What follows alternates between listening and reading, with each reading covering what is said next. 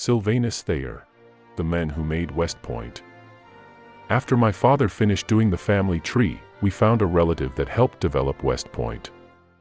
And he is known as the father of West Point. And I'm proud to be related. Here's the story according to AI. Sylvanus Thayer, often referred to as the father of the U.S. Military Academy at West Point, played a pivotal role in shaping the institution and its educational standards. Here is a brief overview of his life and his contributions to West Point. Early life and education. 1. Sylvanus Thayer was born on June 9, 1785, in Braintree, Massachusetts, now Quincy. He came from a modest background and was the son of a farmer. 2. He attended Dartmouth College and graduated in 1807 with honors. Thayer initially pursued a career in civil engineering, but his life took a different turn when he received an appointment to the United States Military Academy at West Point in 1808. Career at West Point. 1. Thayer entered West Point as a cadet and later became an assistant professor of engineering. He excelled academically and was commissioned as a second lieutenant in the Corps of Engineers upon his graduation in 1808. 2. In 1817, Thayer returned to West Point as the superintendent of the academy. This appointment marked the beginning of his most significant contributions to the institution. 3. Thayer implemented a series of major reforms at West Point during his tenure as superintendent. These reforms included overhauling the curriculum to emphasize mathematics, engineering, and the sciences, establishing a strict code of discipline and conduct, improving the physical infrastructure of the academy, including the construction of new buildings and facilities, emphasizing the importance of character development and leadership. 4. Under Thayer's leadership, West Point evolved from a struggling institution into a prestigious military academy with a rigorous academic program. Legacy. 1. Sylvanus Thayer is often referred to as the father of the U.S. Military Academy due to his transformative influence on the institution. 2. His emphasis on engineering and scientific education laid the foundation for West Point's reputation for producing top-notch military engineers. 3. The term Thayer method is used to describe his educational philosophy, which emphasized hands-on learning, practical applications, and problem-solving skills. 4. Thayer's legacy extended beyond West Point. Many of his students went on to have distinguished military careers, and his educational principles influenced military academies worldwide. Later life. 1. After leaving West Point in 1833, Thayer continued to serve in the U.S. Army, reaching the rank of colonel. 2. He spent several years overseeing engineering projects, including fortifications and coastal defenses. 3.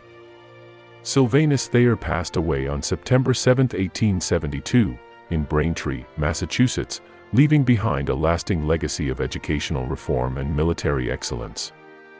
Sylvanus Thayer's contributions to West Point and the U.S. military education system had a profound and enduring impact. His dedication to academic excellence, discipline, and character development helped shape the institution into what it is today, and his influence is still felt in the education and training of future military leaders.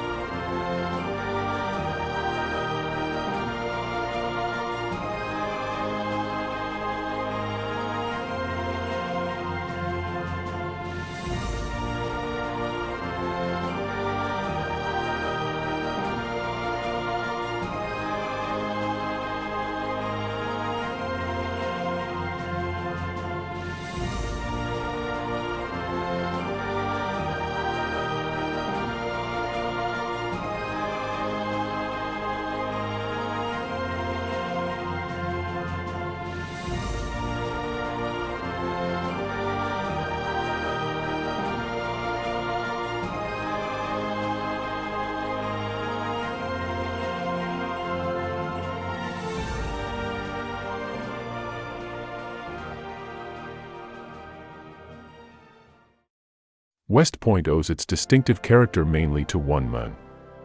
He was Sylvanus Thayer, who transformed the country's new military academy from a marginal and shaky enterprise into a school whose supremacy in the fields of science and engineering was unchallenged in America for some 40 years. Thayer was born in Braintree, Massachusetts, in 1785, and was educated at Dartmouth and, later, at West Point, where he spent a postgraduate year before joining the Corps of Engineers as a second lieutenant. A close student of Napoleon's campaigns, and an admirer of Napoleon's efforts to put the military arts on a scientific footing, Thayer was picked by the army, in 1815, to go to France, with orders to buy badly needed books, maps, and equipment for West Point, and to see what Americans could learn from France's famous military schools. 2 years later, President Monroe decided to remove West Point's superintendent, a touchy martinet named Alden Partridge, and Thayer was a logical choice to succeed him. When Thayer took up his new post in August 1817, he found the academy in a state of near anarchy. Convinced that his professors were conspiring against him, Partridge had placed them under arrest and was teaching all courses himself. Thayer sent the professors back to their classrooms, dismissed more than 40 cadets whom he found unqualified. According to legend, they included one cadet who was 40 years old and had a wife and family, and another who had only one arm, and disabused those who were allowed to remain at West Point of the erroneous and unmilitary notion that they had a right to intrude their views and opinions with respect to the conduct of the academic Y. Other changes quickly followed.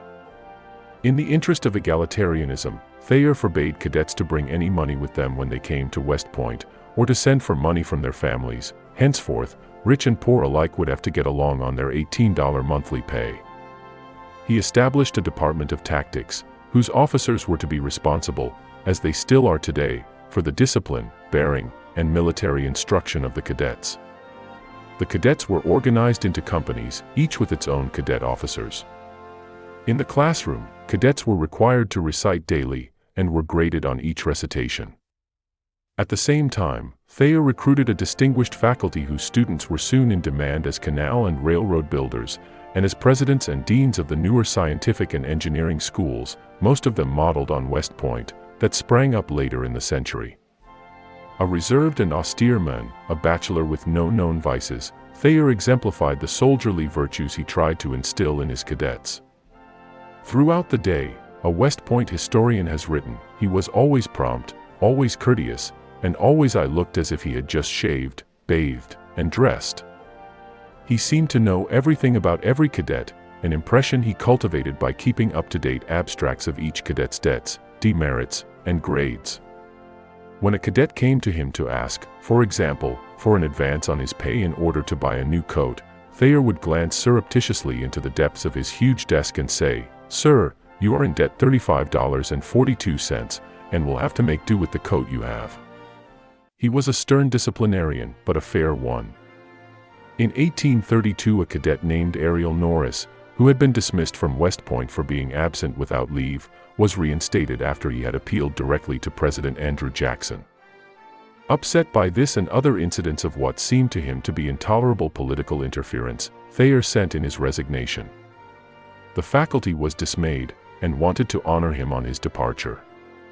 But Thayer was determined to allow no demonstration that might be interpreted as a disloyal attack on the president, and he refused even to let anyone know when he planned to leave the academy. One evening in the summer of 1833 he strolled down to the steamboat dock with a group of officers, and when the downriver boat stopped, he quickly shook hands all around and stepped aboard. Although he stayed in the Army for 25 more years, serving briefly as Chief of the Corps of Engineers at the ripe age of 72, he never laid eyes on West Point again.